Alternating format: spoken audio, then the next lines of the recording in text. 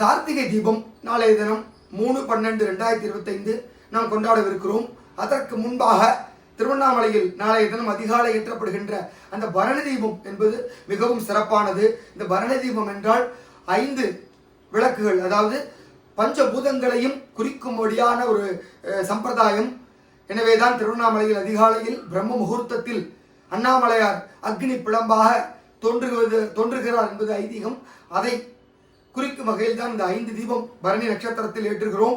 அந்த பரணி நட்சத்திரமானது இன்று மாலை 6:24 மணிக்கே பிறந்து விடுகிறது.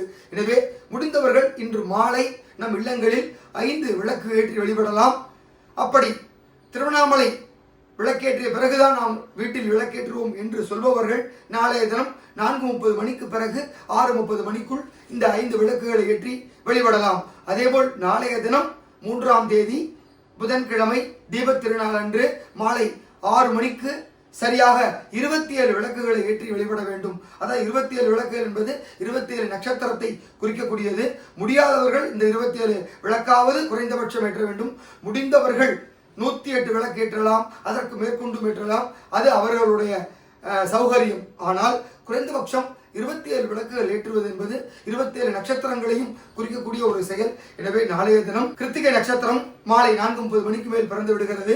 அதற்கு பிறகு வீடு முழுவதும் இந்த தீபம் ஏற்றி வழிபட்டால் அண்ணாமலையாருடைய அனுகிரகமும் முருகப்பெருமானுடைய அருளும் நமக்கு பரிபூர்ணமாக கிடைக்கும். எனவே இந்த தீப திருநாளை அனைவரும் சிறப்பாக கொண்டாட வேண்டுமாய் கேட்டுக்கொண்டு விடைபெறுகிறோம். நன்றி.